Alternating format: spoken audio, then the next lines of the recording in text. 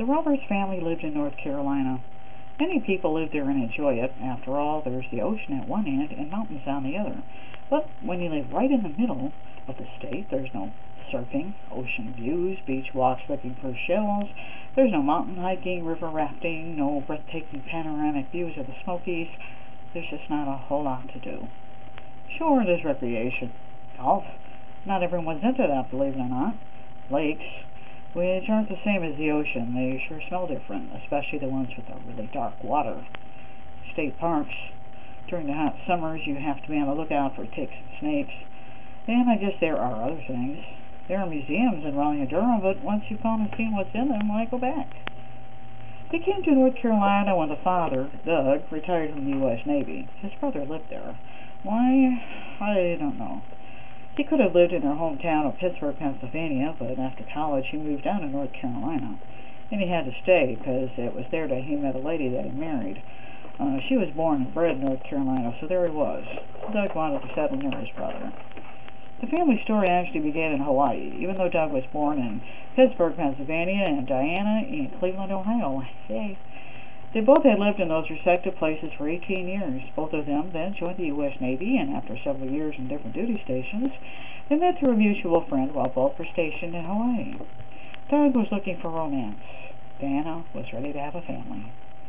Emily was born at Bethesda Naval Hospital 3 years later, on a warm and sunny October day when the fall colors were blazingly beautiful.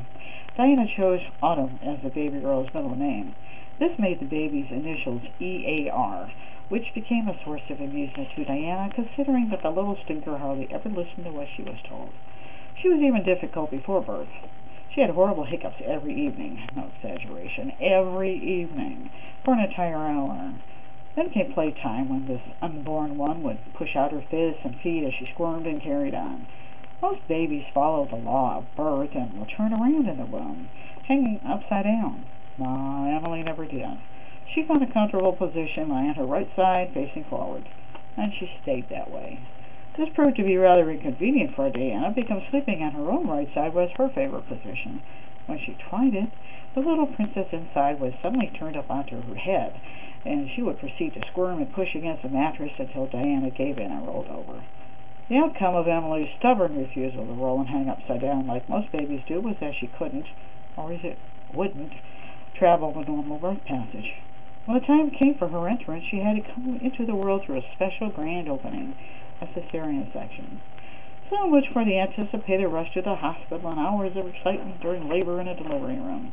For a long time, Doug moaned about the fact that how much he paid for all the Lamaze classes and he never got to use them. Ed came next when the three Roberts had moved back to Hawaii. He was born at Tripler Army Medical Center, a large, antiquated rambling structure, pink in color, that sat on a mountainside overlooking the sprawl of the Honolulu suburbs. During his stay in the womb, he wasn't as active as Emily had been. Diana would often poke at him just to feel him move. It was then she realized that not all babies were as rambunctious as unborn Emily had been. Although, whenever she was taking a shower and the water was drumming on her outstretched belly, we would get some action out of him. Diana wondered if he liked or hated the sound. Maybe he was protesting, maybe he was dancing or something. Ed, too, came by C-section. Emily had started to friend. At birth he was still very quiet and lazy.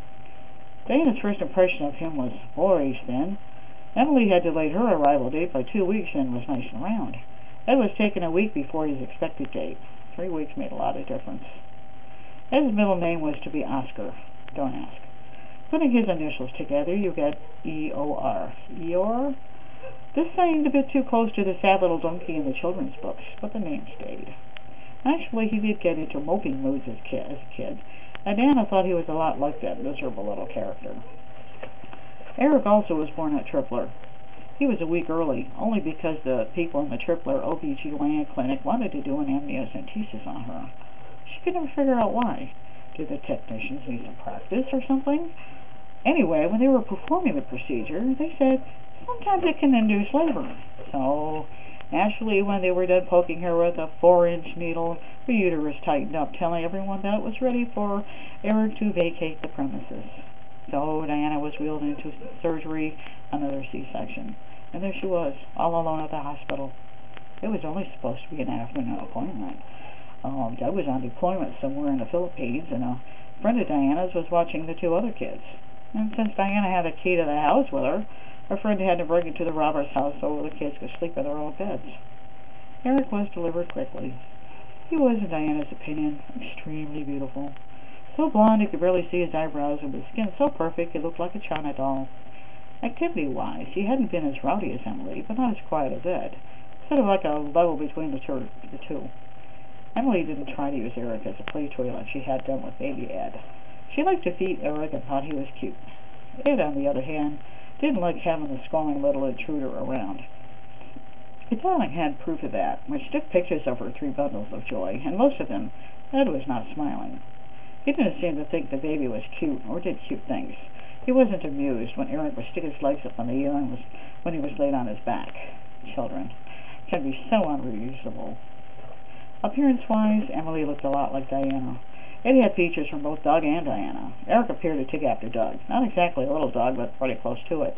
Oh, Eric's middle name was Richard, making his initials ERR. Diana always hoped that this didn't indicate that somewhere in his life, a big mistake was looming. And I'm going to stop right now.